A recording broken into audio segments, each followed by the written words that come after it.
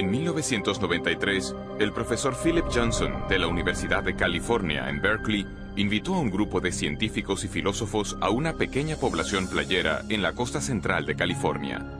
Procedían de centros académicos principales, incluyendo Cambridge, Múnich y la Universidad de Chicago, para cuestionar una idea que había dominado la ciencia durante 150 años.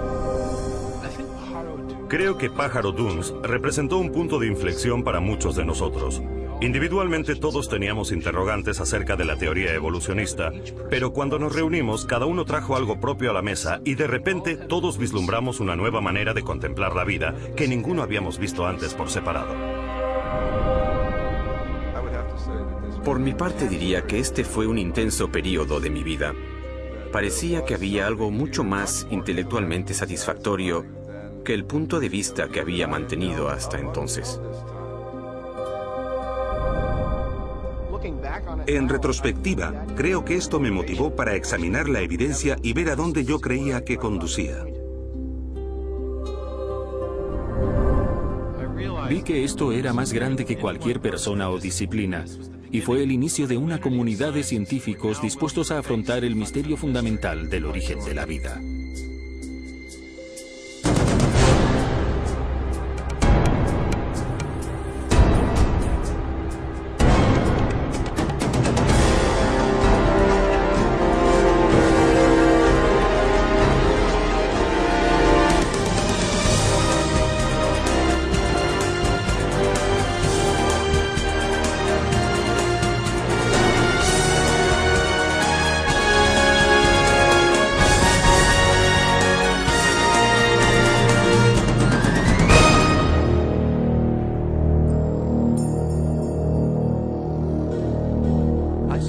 A veces me pregunto cómo es que alguien habla de alguna otra cosa, porque no hay nada más interesante que esto. ¿De dónde venimos? ¿Cómo hemos llegado aquí? ¿Qué nos trajo a la existencia? ¿Cuál es nuestra relación con la realidad como un todo? Contemplas la increíble diversidad y complejidad de la vida y es inevitable preguntar, ¿qué trajo todo esto a la existencia? ¿Fue simplemente el azar y la necesidad, fuerzas naturales sin dirección? ¿O hay algo más? ¿Hay un propósito, un plan, un designio? ¿El designio de una causa inteligente? Creo que esta es la pregunta fundamental.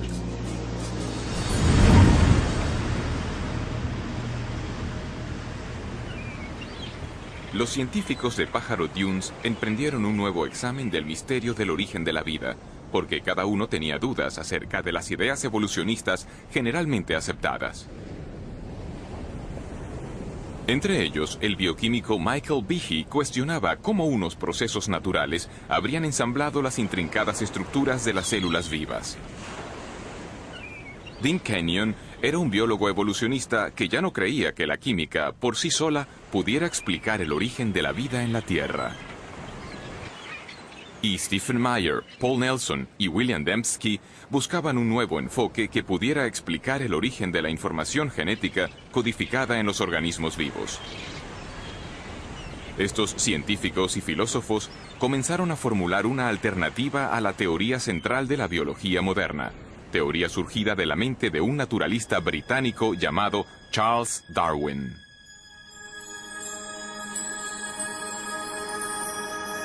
En 1831, Darwin, que a la sazón tenía 22 años, se incorporó a una expedición de exploración de 5 años organizada por el Imperio Británico. Zarpó de Inglaterra en la goleta HMS Beagle, navegó alrededor del extremo sur de América del Sur. Luego se dirigió rumbo al norte, hacia una cadena de islas volcánicas en el Pacífico, las Islas Galápagos.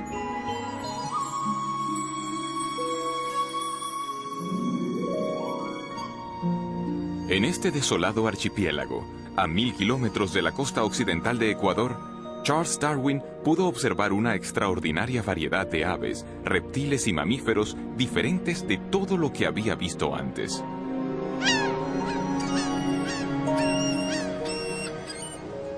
Durante más de un mes, Darwin estudió la vida vegetal y animal, tomó abundantes notas y recogió especímenes. Luego, partió para no volver jamás. Durante 25 años desarrolló una teoría que explicaba el origen de las diversas formas de vida sobre la Tierra. En 1859, Darwin publicó un libro titulado Sobre el origen de las especies. Su impacto sobre la ciencia y a la larga sobre toda la cultura occidental fue espectacular. Darwin argumentó que toda la vida era producto de unas fuerzas naturales sin dirección alguna, el tiempo, el azar y un proceso que él designó como selección natural. Durante 2500 años antes de Darwin, la mayoría de los científicos y filósofos destacados, personas como Platón, Newton o Kepler, habían contemplado el mundo como resultado de alguna clase de designio o plan. Pero con la idea de la selección natural de Darwin, se da un giro radical y se pone en movimiento un verdadero cambio en la filosofía científica. Darwin no fue el primer científico en proponer una teoría de la evolución, pero sí fue el primero en proponer un mecanismo naturalista plausible que podía producir un cambio biológico a lo largo de inmensos periodos de tiempo. Para comprender cómo actúa la selección natural, consideremos las poblaciones de pinzones que Darwin encontró en las Islas Galápagos. 13 especies de pinzones habitan en las Islas Galápagos y varían sutilmente por lo que respecta a tamaño corporal y a la forma del pico. Darwin volvió a Inglaterra con 9 especies diferentes de estos pájaros. Según la teoría darwinista contemporánea, las diferencias en los tamaños y en las formas de los picos de los pájaros son el resultado directo de la selección natural. Un ejemplo que se cita a menudo es el de especies de pinzones granívoros.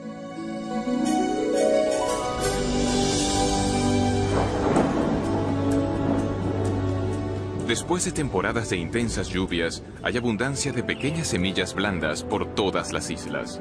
Los pájaros con picos cortos pueden conseguir alimento con facilidad.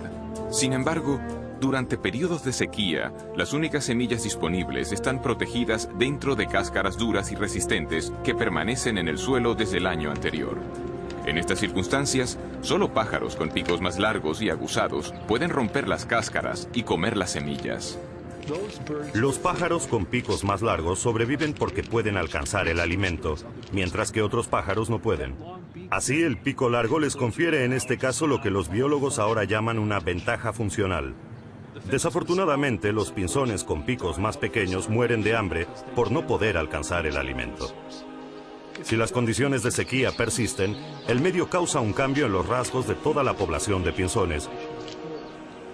Con el paso del tiempo, los picos largos pasan a sucesivas generaciones porque estos picos capacitan a los pájaros para sobrevivir. La selección natural era una idea convincente. Las variaciones físicas que resultaban ventajosas eran heredadas por generaciones sucesivas. Por medio de este proceso se alteraban las poblaciones y, con el paso del tiempo, surgirían organismos fundamentalmente diferentes, sin ninguna clase de dirección inteligente. Darwin quería explicarlo todo en la historia de la vida en términos de procesos naturales, no inteligentes, carentes de designio. Y cuando buscó una explicación, lo que encontró fue que un proceso que podía observar en las poblaciones domesticadas también funciona en el ambiente natural. Darwin conocía bien la crianza doméstica de animales. Él mismo había estudiado la crianza de palomas y sabía que, durante siglos, los criadores habían logrado cambios espectaculares en poblaciones seleccionando ciertos ejemplares. Darwin solo sugirió que este mismo proceso también opera en el ámbito natural. Para Charles Darwin, la selección natural explicaba la apariencia de designio sin un diseñador. Ya no había más necesidad de invocar una causa inteligente para la complejidad de la vida. De hecho, la selección natural pasó a ser como un diseñador sustituto. En la actualidad, el darwinismo se da generalmente por sentado en el campo científico y en el mundo académico. Sin embargo, y a pesar de su amplia aceptación, un creciente número de científicos y eruditos, incluyendo los que se reunieron en Pájaro Dunes, están cuestionando aspectos clave de la teoría darwinista. Cuando nos reunimos en Pájaro Dunes, desde luego no estábamos de acuerdo en todo, pero compartíamos una verdadera insatisfacción con el mecanismo de la selección natural y con el papel que se le daba en las explicaciones biológicas. La selección natural es un proceso real y funciona para explicar ciertas clases limitadas de variación. los cambios a pequeña escala. De hecho, tenemos muchos ejemplos de eso. Para lo que no funciona bien es para explicar lo que Darwin creía que podría explicar, la verdadera complejidad de la vida. Tenemos un pico de pinzón y luego tenemos el pinzón mismo. Un pequeño cambio en la estructura del pico frente al origen del organismo como tal. Son fenómenos de escala diferente. Son problemas de clase diferente. Y el problema importante para la biología es comprender dónde funciona la selección natural y dónde no funciona, y el porqué de la diferencia.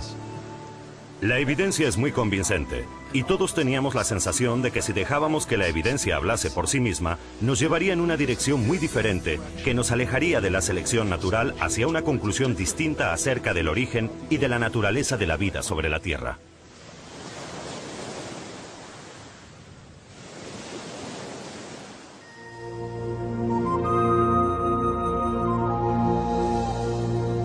La selección natural actúa solo aprovechando pequeñas variaciones sucesivas. Nunca puede hacer un gran salto repentino, sino que ha de avanzar por pasos cortos y seguros, aunque lentos.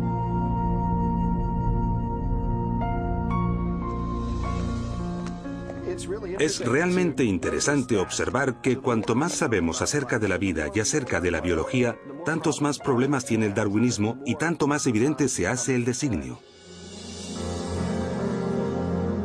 Desde 1988, el Dr. Michael Behe ha investigado sistemas biológicos complejos que parecen desafiar la explicación de la selección natural. Durante muchos años creí que la evolución darwinista explicaba lo que veíamos en biología. No porque yo viera cómo podía verdaderamente explicarlo, sino porque me dijeron que lo explicaba. En las escuelas me enseñaron biología darwinista. Y luego, en la facultad y en los estudios de posgrado, viví un ambiente que daba por sentado que la evolución darwinista explicaba la biología. Y de nuevo, no vi ninguna razón para dudarlo. No fue sino hasta hace unos 10 años que leí un libro llamado Evolución, una teoría en crisis, de un genetista australiano llamado Michael Denton, donde exponía una gran cantidad de argumentos científicos contra la teoría darwinista que yo nunca había oído antes. Y los argumentos parecían bastante convincentes. En ese momento comencé a sentirme un poco molesto porque pensaba que me habían estado guiando por un camino falso. Aquí había una buena cantidad de sólidos argumentos y yo había hecho el doctorado en bioquímica, era miembro de la facultad y nunca había ni oído hablar de estas cosas. Y así, a partir de ese momento, me interesé en el tema de la evolución y desde entonces he decidido que los procesos darwinistas no son toda la explicación para la vida. El escepticismo de Michael Behe parte en buena medida de lo que la moderna biología ha descubierto acerca de la unidad más fundamental de la vida, la célula. En el siglo XIX, en vida de Darwin, los científicos creían que la base de la vida, la célula, era un simple glóbulo de protoplasma, como un pequeño fragmento de gelatina o algo que no era difícil de explicar en absoluto. Esta percepción no cambió demasiado hasta los 50, pero a lo largo de la última mitad del siglo XX, nuestro conocimiento de la célula ha avanzado de manera formidable.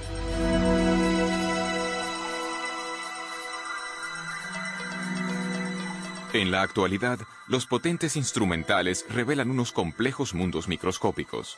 Mundos tan diminutos que un solo dedal lleno de un cultivo líquido puede contener más de 4.000 millones de bacterias unicelulares, cada una de ellas repleta de circuitos, instrucciones de ensamblaje y máquinas miniaturizadas, de tal complejidad que Charles Darwin jamás pudo haberse imaginado.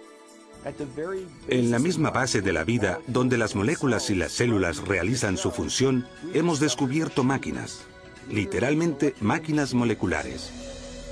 Hay diminutos camiones moleculares que transportan suministros de una parte a otra de la célula. Hay máquinas que capturan la energía de la luz solar y la transforman en energía utilizable.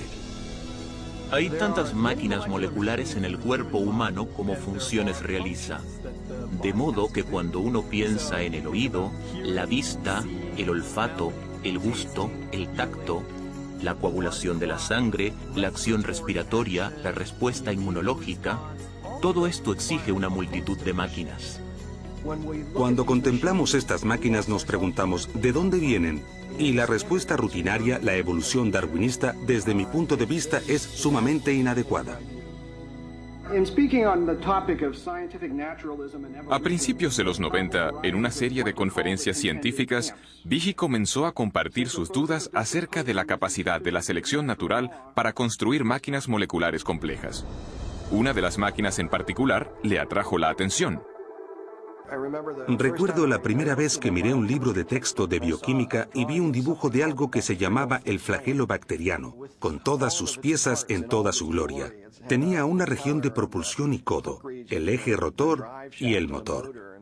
Y contemplé aquello y me dije, esto es un motor fuera de borda, esto ha sido diseñado, esto no es un ensamblaje de piezas al azar.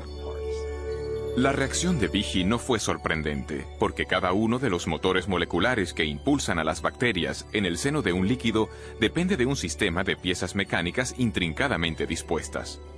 Estas piezas aparecen claras cuando se amplían porciones de una célula 50.000 veces. Los bioquímicos han empleado micrografías electrónicas como esta para identificar las piezas y la estructura tridimensional del motor del flagelo.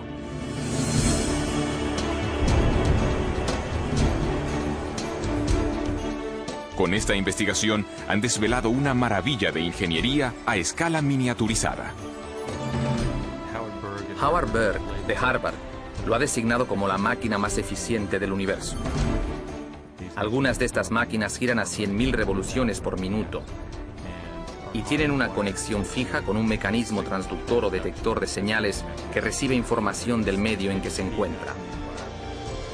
E incluso cuando están girando a esta velocidad, pueden detenerse en seco. Solo necesitan un cuarto de vuelta para detenerse y cambiar el sentido de giro y comenzar a girar a 100.000 revoluciones en la otra dirección.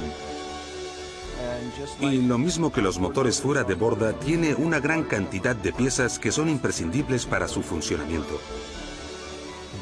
El flagelo bacteriano, 2 marchas, adelante y atrás, con refrigeración por agua, movido por energía protónica, tiene un estator, un rotor, una articulación en U, un eje propulsor y una hélice, y funcionan como estas piezas de maquinaria.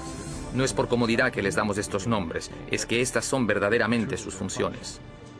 Desde su descubrimiento, los científicos han tratado de comprender cómo la selección natural podría producir un motor giratorio. Hasta ahora no han sido capaces de ofrecer ninguna explicación darwinista detallada. Para ver por qué, debemos comprender una característica de las máquinas moleculares que se conoce como complejidad irreducible. La complejidad irreducible es un término acuñado por Michael Behe en su descripción de estas máquinas moleculares. Básicamente lo que enuncia es que se tiene una multiplicidad de piezas para la composición de cualquier organela o sistema dado dentro de una célula, todas ellas necesarias para la función. Es decir, si se elimina una pieza, el sistema pierde su función. La idea de la complejidad irreducible se puede ilustrar mediante una conocida máquina no biológica, una ratonera. La ratonera está compuesta de 5 piezas fundamentales: un gatillo en el que se pone el cebo, un muelle potente, una delgada varilla doblada conocida como martillo, una barra retenedora para asegurar el martillo en su lugar y una base sobre la que se monta todo el sistema. Si falta cualquiera de estas piezas o es defectuosa, el mecanismo no funcionará. Han de estar presentes simultáneamente todos los componentes de este sistema irreduciblemente complejo para que la máquina cumpla su función: atrapar ratones. La complejidad irreducible se aplica también a las máquinas biológicas, incluyendo el motor flagelar bacterial. En total hay alrededor de 40 piezas proteínicas diferentes que son necesarias para que esta máquina funcione. Y si falta cualquiera de estas piezas, entonces o bien obtendremos un flagelo que no funciona debido a que le falta el codo o el eje de transmisión o lo que sea, o bien ni siquiera se montará dentro de la célula. En términos evolutivos, tenemos que poder explicar cómo se puede construir este sistema de forma gradual cuando no hay función hasta que se tienen todas estas piezas en su sitio.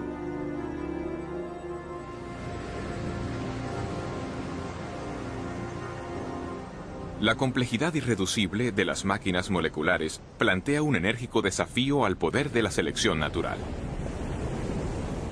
Según la teoría de Darwin, incluso las estructuras biológicas muy complejas, como un ojo, un oído o un corazón, pueden construirse gradualmente a lo largo del tiempo en pequeños incrementos. Sin embargo, tal como Darwin puso en claro, la selección natural solo puede tener éxito si estos cambios genéticos al azar proporcionan alguna ventaja al organismo en evolución en su lucha por la supervivencia. Como he intentado demostrar, no es necesario suponer que las modificaciones fuesen todas simultáneas, si eran sumamente ligeras y graduales. La selección natural está examinando las más ligeras variaciones, rechazando las malas, preservando y acumulando todas las buenas. Con todo, algunos científicos dudan de que las pequeñas variaciones de Darwin pudieran haber creado un flagelo bacteriano cuando no existía tal mecanismo. ¿Cómo pudo algo nuevo, como un motor de un flagelo bacteriano y todos los componentes que van con el mismo, cómo pudo desarrollarse a partir de una población de bacterias que no tuviesen este sistema? Y ello cuando cada cambio, según la teoría de Darwin, ha de proporcionar alguna clase de ventaja. Imaginemos un escenario así al inicio de la historia de la Tierra. Una bacteria en evolución desarrolla de alguna manera una cola y quizá incluso las piezas necesarias para unirla a la pared celular. Sin embargo, sin un ensamblaje completo de motor, esta innovación no proporcionaría ventaja alguna a la célula. En lugar de ello, la cola permanecería inmóvil e inútil, invisible para la selección natural que, por definición, solo puede favorecer cambios que ayuden a la supervivencia. La lógica de la selección natural es muy exigente. A menos que el mecanismo del flagelo esté totalmente ensamblado y funcione de verdad, la selección natural simplemente no puede preservarlo, no puede pasar a la siguiente generación. El punto importante a comprender acerca de la selección natural es que selecciona solo con vistas a una ventaja funcional. En la mayoría de los casos, lo que hace la selección natural es eliminar cosas que carecen de función o que tienen una función que perjudica al organismo. De modo que si se tuviese una bacteria con una cola que no funciona como flagelo, lo más probable es que la selección natural la eliminase. La única manera en que un flagelo sea seleccionado es que el flagelo funcione, y esto significa que todas las piezas del motor han de estar en su sitio para empezar. De modo que la selección natural no puede producir el flagelo bacteriano, solo puede actuar después de que el flagelo está ahí y es operativo. En 1996, Michael Behe publicó un libro titulado La caja negra de Darwin. En esta obra argumenta que la selección natural, el diseñador sucedáneo de Darwin, no puede explicar el origen del flagelo bacteriano, ni de ningún otro sistema biológico irreduciblemente complejo. En lugar de ello, Behe llegó a la conclusión de que la complejidad integral de estos sistemas indica un designio inteligente. La caja negra de Darwin de inmediato suscitó controversia. Más de 75 publicaciones, incluyendo algunos de los principales diarios y revistas científicas del mundo, publicaron reseñas. Algunos científicos elogiaron el libro de Behe. Otros lo desecharon como acientífico y con motivaciones religiosas. Los críticos de Behe también insistieron en que había subestimado el poder de la selección natural. Argumentaron que el motor flagelar podría haber sido construido con piezas empleadas para construir máquinas más simples, como esta bomba celular usada. Si los componentes de la bomba ya existían, podrían haber sido preservados por la selección natural ya antes que surgiera el motor bacteriano. Esta teoría recibe el nombre de coopción. Esto básicamente significa que la evolución o la selección natural pudo en cierto momento tomar prestados componentes de una máquina molecular y utilizar algunos para construir una nueva. Scott Minnick ha estudiado el motor flagelar durante 20 años. Su investigación le ha llevado a cuestionar el argumento de la coopción. Con el flagelo bacteriano, hablamos de una máquina con 40 piezas. Sí, es cierto que 10 están empleadas en otras máquinas moleculares, pero las otras 30 son peculiares. Así que, ¿de dónde las vamos a tomar prestadas? Al final tendremos que explicar la función de cada una de ellas como si originalmente hubieran tenido otro propósito. Este argumento solo se puede seguir hasta el punto en que nos encontramos con el problema de que estamos tomando prestado de ninguna parte. Pero incluso si se concede que se tienen todas las piezas necesarias para construir una de estas máquinas, esto es solo parte del problema. Quizá más complejo, me parece a mí que más complejo, es el tema de las instrucciones de montaje. Esto nunca lo abordan los oponentes del argumento de la complejidad irreducible. Los estudios del motor flagelar han desvelado niveles aún más profundos de complejidad, porque su construcción demanda no solo unas piezas específicas, sino también una secuencia precisa de ensamblaje. Las piezas deben fabricarse en el momento oportuno, con la cantidad apropiada de componentes. Deben ensamblarse secuencialmente. Hay que poder saber si se han ensamblado correctamente para no malgastar energía en una estructura que no va a ser funcional. La construcción de una máquina molecular ha sido comparada con la edificación de una casa. Los obreros siguen unos planos e instrucciones detalladas de ensamblaje. Los cimientos de la casa se echan antes de levantar las paredes. Las tuberías y la electricidad se instalan antes del acabado. Las ventanas antes del recubrimiento de las paredes. Y las tejas se ponen solo después de la primera cubierta impermeable del tejado. Y así sucede con la construcción del motor flagelar. Esta estructura se construye de dentro hacia afuera. Se cuenta la cantidad de componentes en una estructura anular de un estator, y cuando esto queda ensamblado, se recibe una realimentación que dice, vale, no más de este componente. Se añade el eje, se añade un anillo, se añade otro eje, y cuando la articulación en U ha llegado a un cierto tamaño y a un cierto grado de curvatura, esto se cierra, y luego empiezan a añadirse los componentes para el propulsor. Todos estos componentes se ensamblan en una secuencia precisa, tal como se hace con el edificio. La construcción correcta del motor requiere un complejo sistema de máquinas que coordinen el temporizado de las instrucciones de montaje. Pero, ¿cómo puede la selección natural construir un sistema así?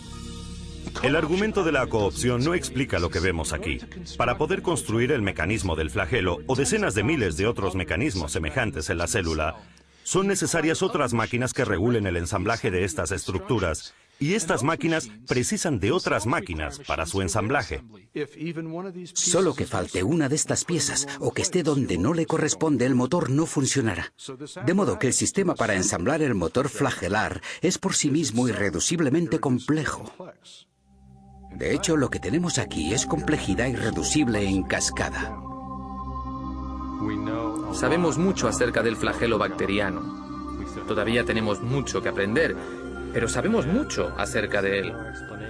Y no hay explicación acerca de cómo esta compleja máquina molecular fue jamás producida por un mecanismo darwinista. Hace 150 años, los científicos no tenían conocimiento de las máquinas moleculares de complejidad irreducible.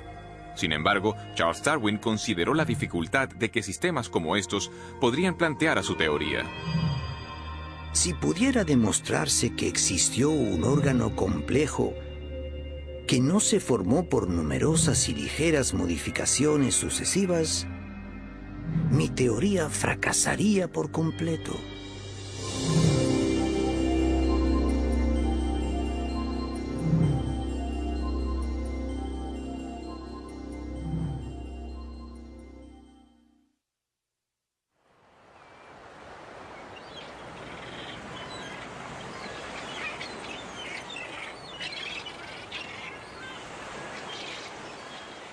En biología, de hecho, hay dos grandes interrogantes. ¿Cómo se consiguen nuevas formas vivientes con nuevas estructuras como alas y ojos a partir de vida que ya existe? Y segundo, ¿cómo se originó la vida en la Tierra por primera vez? Hoy sabemos que Darwin pasó la mayor parte de su vida formulando una respuesta a la primera pregunta.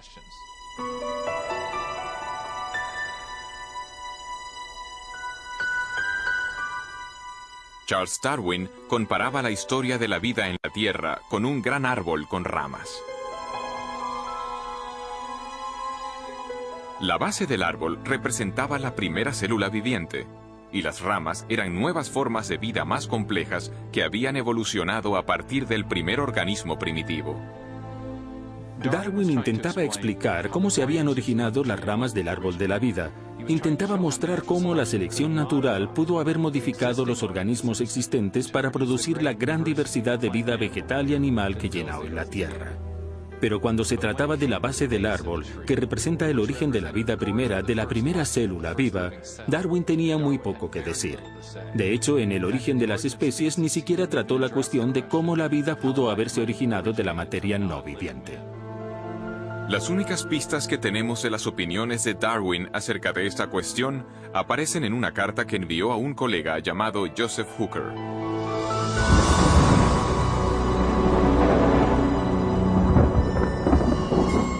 Por lo que respecta a la primera producción de un organismo viviente, si, y oh, qué gran sí, pudiéramos imaginarnos en algún pequeño y cálido estanque con toda clase de sales amoniacales y fosfóricas, luz, calor y electricidad presentes, que se formase químicamente un compuesto proteínico listo para sufrir cambios aún más complejos.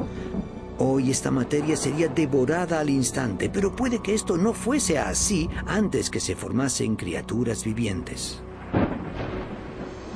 En los últimos años de su vida, Darwin hizo poco por desarrollar su idea de que hubiera surgido una célula primitiva de compuestos químicos simples en las aguas primordiales de la Tierra primitiva. Pero más adelante, en los años 20 y 30, un científico ruso llamado Alexander Oparin formuló una detallada teoría acerca de cómo esto hubiera podido suceder, y la llamó evolución química. Oparin creía que podía explicar el origen de la primera vida con los principios darwinistas. Imaginó unos compuestos químicos simples que se combinaban y recombinaban para formar moléculas mayores, y estas moléculas más grandes se organizaban a sí mismas con la ayuda de variaciones al azar y de la selección natural para constituir la primera célula primitiva.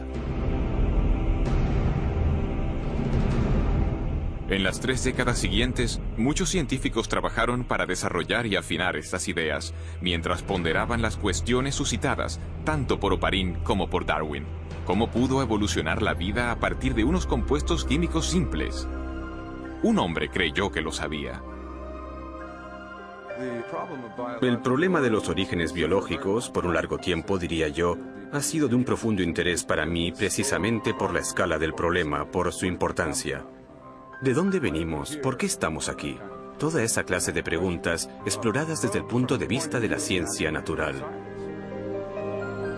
Desde finales de los 60 hasta principios de los 80, Dean Kenyon fue uno de los teorizadores químicos evolucionistas del mundo. Y como otros en su campo, intentaba explicar el origen de la vida por medio de un proceso puramente natural. En 1969, Kenyon fue coautor de un importante libro sobre el origen de la vida.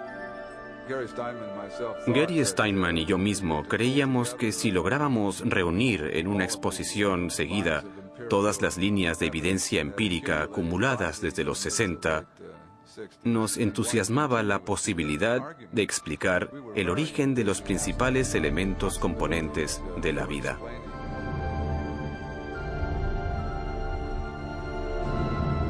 A pesar de su optimismo, Kenyon se enfrentaba con un problema importante. Para explicar el origen de la vida, debía antes explicar el de los ladrillos esenciales de cada célula que ha existido sobre la Tierra, las grandes y complejas moléculas llamadas proteínas. Las proteínas tienen una amplia gama de funciones en la célula, desde los requisitos estructurales, en términos del andamiaje de la célula, el citoesqueleto, a los enzimas, donde están procesando moléculas para captar energía o construir componentes de la célula. Las proteínas realizan muchos de los trabajos en el interior de la célula, excepto almacenar información genética. Esto se deja para el ADN y el ARN. Las proteínas realizan tareas como la limpieza de la célula y la producción de energía. Kenyon sabía que las proteínas debieron ser tan importantes para la primera vida como para las células vivas actuales. También reconoció la complejidad de su construcción. Hacia los 60, los científicos habían determinado que incluso las células simples están compuestas de miles de proteínas diferentes y que su función se deriva de sus formas tridimensionales sumamente complejas. Las formas irregulares de algunas proteínas les permiten catalizar o desencadenar reacciones químicas debido al ajuste tipo llave-cerradura que tienen con otras moléculas en la célula. Mientras que otras moléculas proteínicas forman componentes estructurales tipo machiembrado. Cada una de las piezas individuales de un motor bacteriano, como esta estructura anular, está formada de una sola molécula de proteína, de un conjunto de proteínas ensamblado de una forma específica. Estas proteínas están constituidas a su vez por unas unidades químicas más pequeñas llamadas aminoácidos, enlazadas en largas cadenas.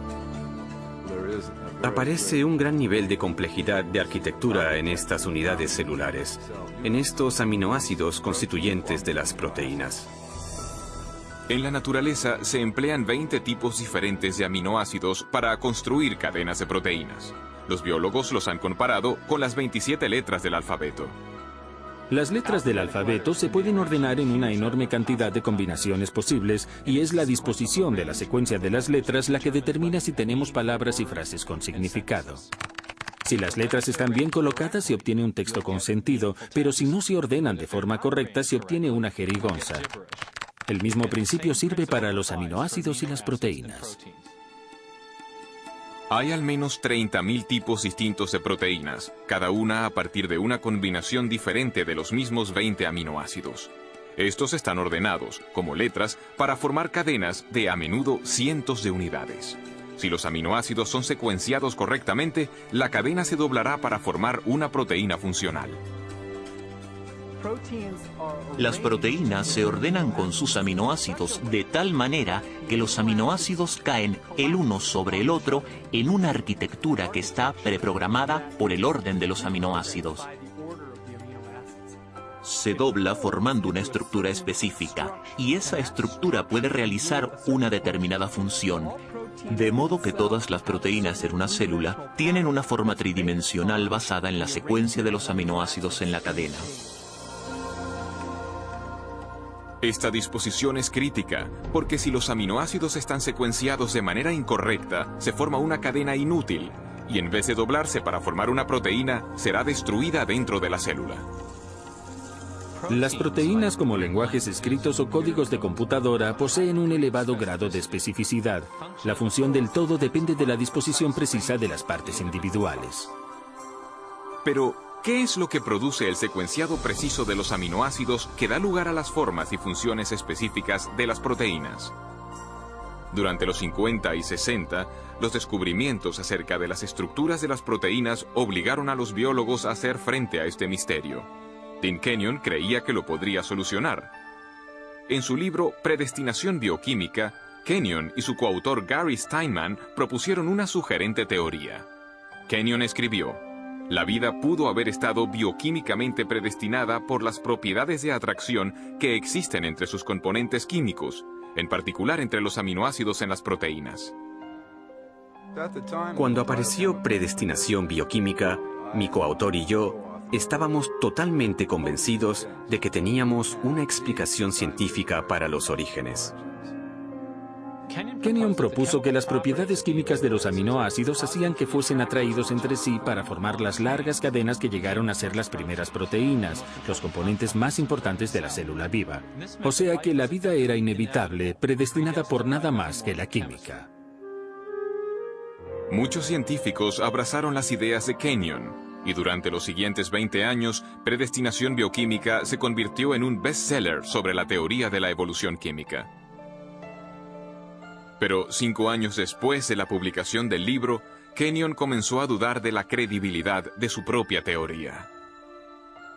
Fue durante este periodo de tiempo que se manifestaron mis dudas acerca de ciertos aspectos del pensamiento evolucionista al entrar en contacto con un sólido contraargumento que me planteó uno de mis estudiantes.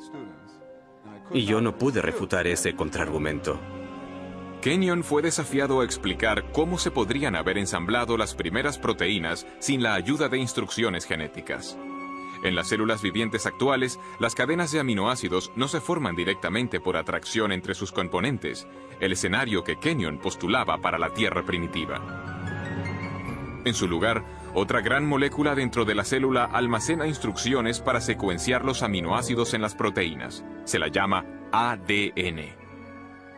Al principio, Kenyon creía que las proteínas podrían haberse formado directamente a partir de los aminoácidos sin las instrucciones de ensamblaje del ADN. Por eso es que tantos científicos estaban entusiasmados con su teoría. Pero cuanto más aprendía acerca de las propiedades de los aminoácidos y de las proteínas, tanto más comenzó a dudar de que las proteínas pudieran autoensamblarse sin ADN. En el ADN, Kenyon se encontró con una molécula con una propiedad que no podía explicar mediante procesos naturales, porque encerrada con seguridad dentro de su estructura de doble hélice, existe abundante información, en forma de compuestos químicos con una secuencia precisa representada por las letras A, C, T, G. En un lenguaje escrito, la información se comunica por un ordenamiento preciso de las letras. De la misma manera, las instrucciones necesarias para ensamblar aminoácidos, para formar proteínas, son transmitidas por las secuencias de componentes químicos ordenados a lo largo de la estructura del ADN. Este código químico ha sido llamado el lenguaje de la vida, y es el conjunto de información más compacto y elaborado al menor detalle en todo el universo conocido. Como otros científicos que trabajaban en el origen de la vida, Kenyon se dio cuenta de que tenía dos opciones. Debía explicar o bien la procedencia de estas instrucciones genéticas de ensamblaje, o bien cómo surgieron las proteínas directamente de los aminoácidos sin ADN en los océanos primordiales. Y al final vio que no podía explicar ni lo uno ni lo otro.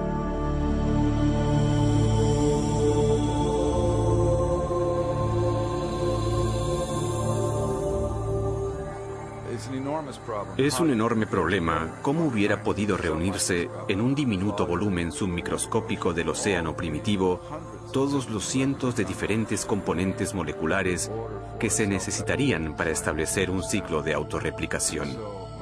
Y así fue como mis dudas acerca de si los aminoácidos podrían ordenarse a sí mismos en secuencias biológicas con significado, sin la presencia de un material genético preexistente, llegaron, para mí, a un punto intelectual decisivo hacia el final de la década de los 70.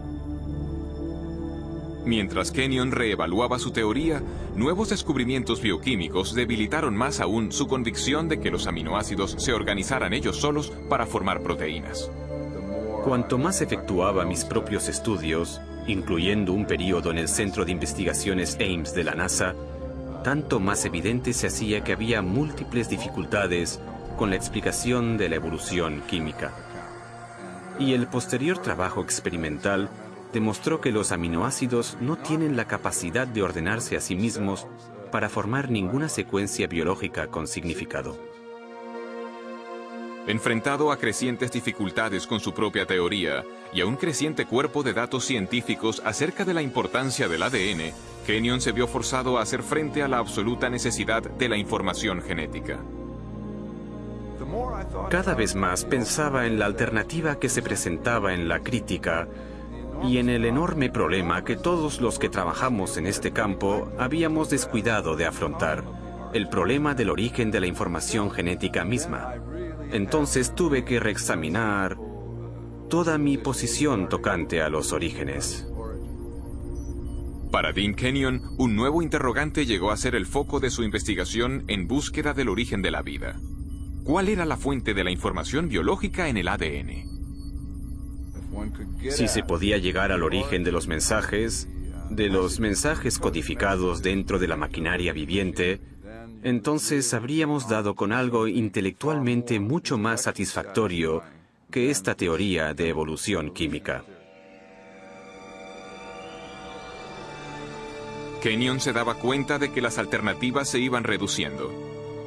Para la década de los 70, la mayoría de los investigadores rechazaba la idea de que la información necesaria para construir la primera célula se produjera por el mero azar.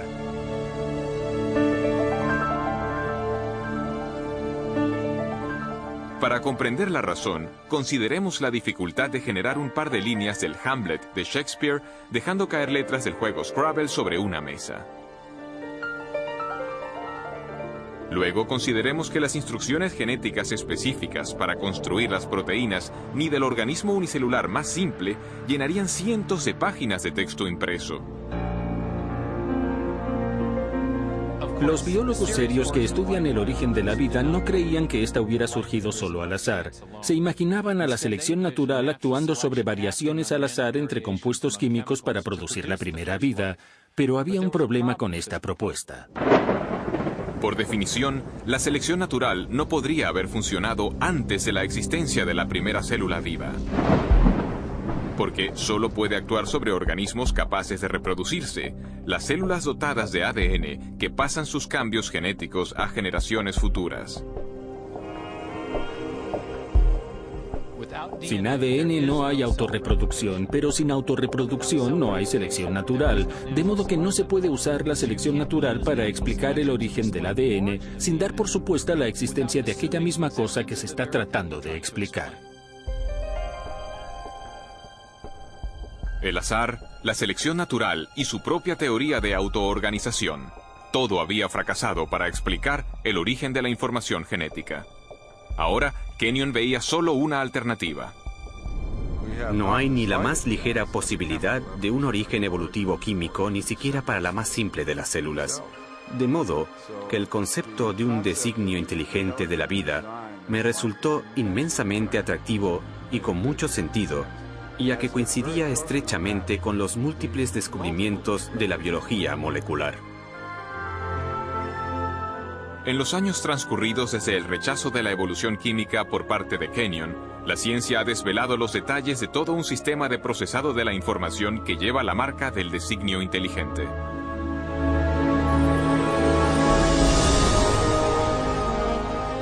Con animación por computadora podemos entrar en la célula para ver este asombroso sistema en acción.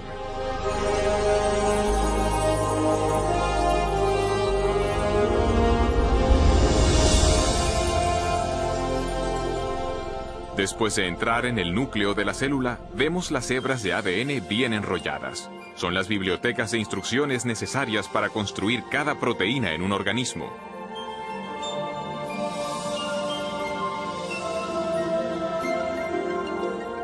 En un proceso conocido como transcripción, una máquina molecular desenrolla primero una sección de la hélice del ADN para exponer las instrucciones genéticas necesarias para ensamblar una molécula específica de proteína. Otra máquina copia luego estas instrucciones para formar una molécula llamada ARN mensajero.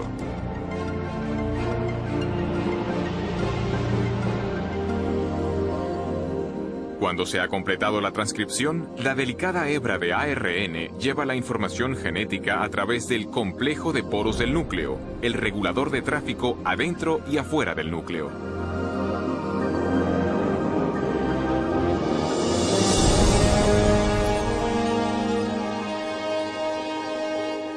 La hebra de ARN mensajero se dirige a una fábrica molecular en dos partes llamada ribosoma. Después de fijarse con seguridad, comienza el proceso de traducción.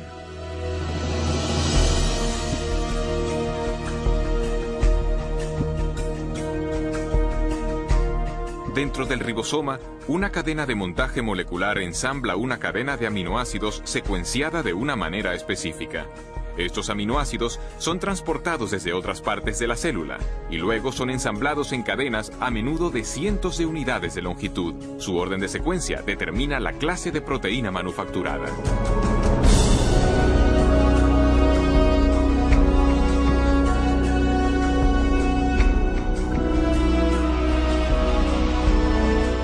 Cuando se completa la cadena, se transporta desde el ribosoma a una máquina con forma de barril que ayuda a doblarla en la forma precisa y crítica para su función.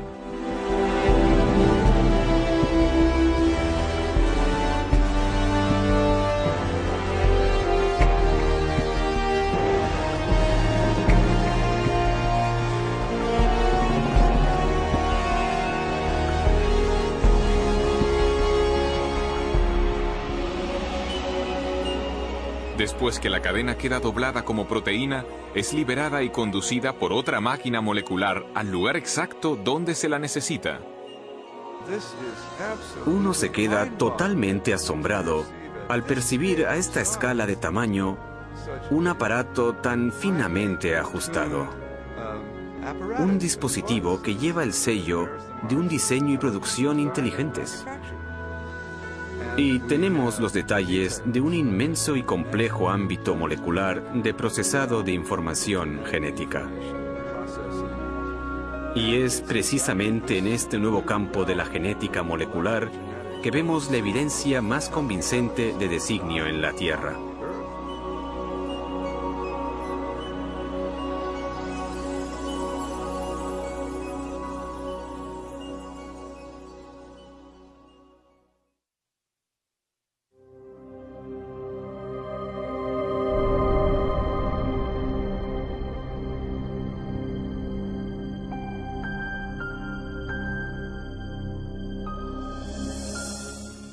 Cuando observo máquinas moleculares o el proceso increíblemente complejo por el que se dividen las células, debo preguntarme, ¿es posible que haya una inteligencia detrás de todas estas cosas?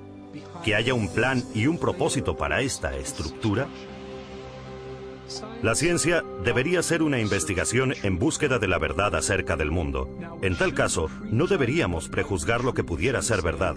No deberíamos decir, no me gusta esta explicación, pues la dejo de lado. Más bien, cuando topamos con un enigma de la naturaleza, deberíamos aplicarle todas las posibles causas que lo pudieran explicar.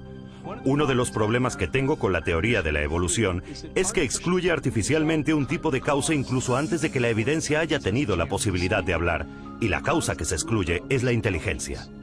Desde finales del siglo XIX, desde la época de Darwin, de hecho en parte debido a la obra de Darwin, El origen de las especies, los científicos llegaron a aceptar una definición de ciencia que excluye la posibilidad del designio como explicación científica. Y esta convención tiene un nombre, se llama naturalismo metodológico. Y significa sencillamente que si uno va a ser científico, debe limitarse a explicaciones que recurran solo a causas naturales. No se puede invocar a la inteligencia como causa. Y sin embargo, constantemente deducimos la presencia de inteligencia. Es parte de nuestro razonamiento reconocer los efectos de la inteligencia. Consideremos, por ejemplo, estos mensajes en jeroglíficos tallados en las ruinas de monumentos egipcios. Nadie atribuiría las formas y ordenaciones de estos símbolos a causas naturales, como tempestades de arena o la erosión. Más bien, las reconocemos como obra de antiguos escribas, unos agentes humanos inteligentes.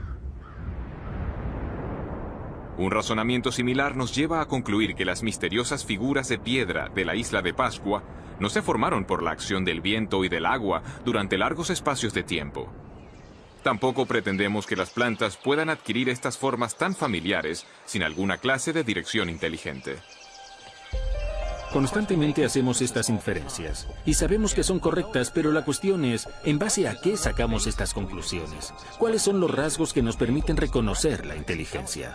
Recientemente, en su libro La inferencia del designio, el matemático William Dembski ha hecho un importante avance en la comprensión del razonamiento acerca del designio. Dembski ha identificado los rasgos específicos de los artefactos que nos llevan a reconocer una actividad inteligente previa. Llegué a esto intentando examinar cómo razonamos acerca del designio. ¿Cuáles son los pasos lógicos que seguimos para llegar a la conclusión de que hay designio en algo? De modo que lo que estoy intentando es establecer unos criterios fiables, empíricos y científicamente rigurosos para decidir si algo es realmente resultado de un designio. Estaba examinando la lógica de esta cuestión y lo que descubrí es que se necesita improbabilidad y especificación, la clase correcta de diseños objetivos. Según Dembski, los humanos detectamos correctamente la actividad de la inteligencia cuando observamos un objeto o sucesos sumamente improbables, que además concuerdan con un diseño reconocible. Precisamente es esta clase de diseño la que se encuentra en los Montes Negros de Dakota del Sur. Si uno viaja por el oeste americano, puede ver una gran diversidad de formas en las laderas montañosas, y la mayor parte no tiene ningún sentido. Son solo rocas dispuestas de diversas formas. Pero lo que no ve en laderas montañosas son los rostros de Lincoln, Jefferson, Teddy Roosevelt y George Washington. El único lugar donde se ve esto es en Dakota del Sur, y la razón de que estén ahí es que un escultor excéntrico decidió que quería honrar a estos presidentes pasando la mayor parte de su vida tallando sus rostros en la ladera de este monte. Este diseño es improbable. Una ladera aleatoria es también improbable, pero una ladera aleatoria no especifica nada.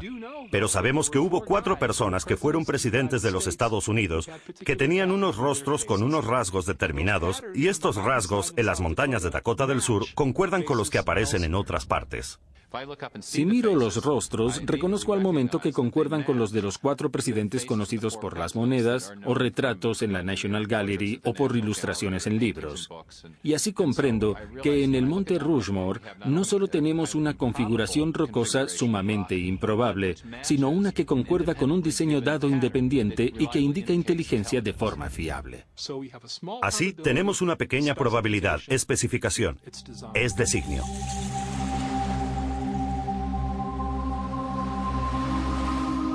En una playa, otro diseño improbable escrito en la arena ilustra cómo detectamos el designio. Nadie inferiría que este mensaje fue escrito por el movimiento de las mareas. Al contrario, por las características de este diseño, identificamos las palabras como producto de la inteligencia. Este ordenamiento improbable también se ajusta a un diseño dado independientemente, esto es, las formas de las letras que reconocemos del alfabeto latino y las palabras que conocemos del vocabulario inglés. Y de este modo es la improbabilidad de esta disposición, junto al hecho de que se ajusta a una pauta dada independientemente, lo que lleva a la conciencia de que hay un designio. Esta ilustración sugiere que los criterios de William Dembski para la detección del designio, una probabilidad pequeña y especificación, son esencialmente equivalentes a información. El tipo de información presente no solo en imágenes, textos escritos y secuencias numéricas, sino también codificada en software y en las ondas radioeléctricas. La capacidad de detectar información en transmisiones electromagnéticas ha posibilitado una singular búsqueda de inteligencia. Durante más de 3 décadas, astrónomos del programa SETI, Búsqueda de Inteligencia Extraterrestre, han rastreado señales de radio del espacio exterior para intentar descubrir pautas llenas de información. Normalmente, los radiotelescopios reciben ruido aleatorio o señales repetitivas producidas de modo natural por estrellas, galaxias y otros cuerpos celestes. Pero los astrónomos reconocen que si llegan a identificar una señal portadora de información, esto confirmaría la existencia de vida inteligente más allá de la Tierra. Algunos han especulado que una civilización extraterrestre podría haberse intentado comunicar transmitiendo mensajes en el lenguaje universal de las matemáticas, quizá mediante una pauta reconocible, como una serie de números primos. Esto no se obtendría por azar. Se necesitaría complejidad o improbabilidad, muchísimos números primos y una pauta.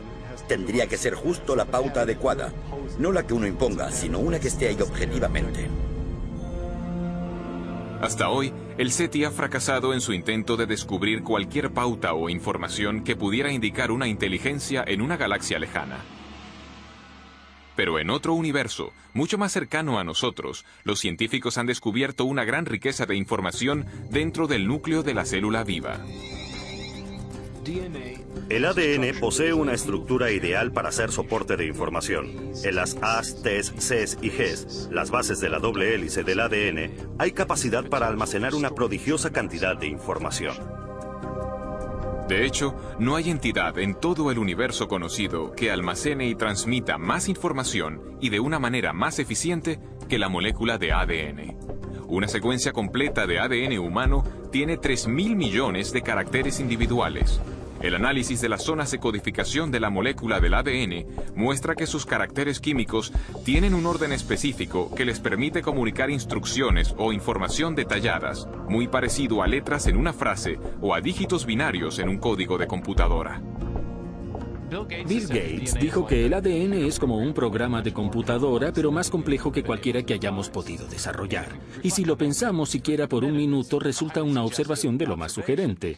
Porque sabemos que Bill Gates no emplea el viento, ni la erosión, ni generadores de números aleatorios para crear su software. Él emplea ingenieros inteligentes, ingenieros de sistemas computacionales. Así, todo lo que sabemos en nuestra experiencia sugiere que los sistemas ricos en información surgen del designio inteligente.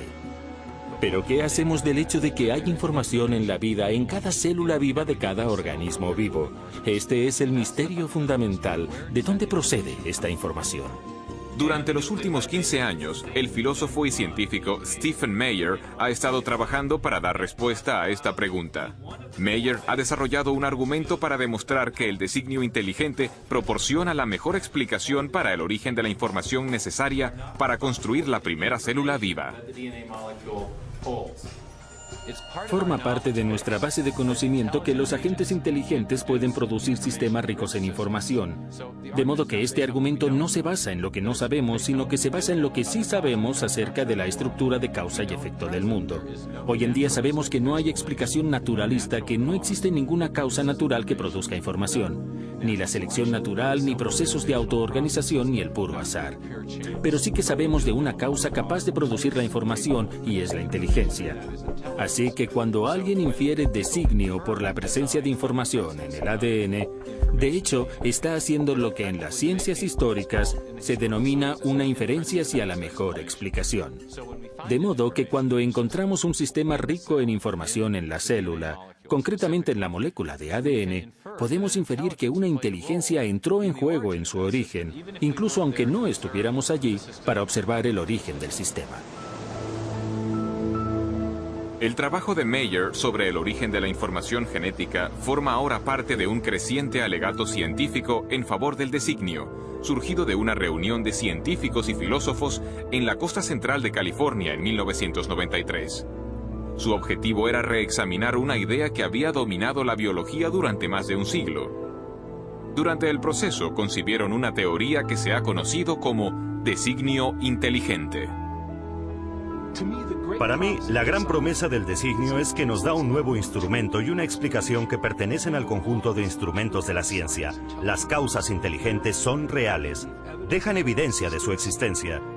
Y una ciencia sana es una ciencia que busca la verdad y que deja que la evidencia hable por sí misma.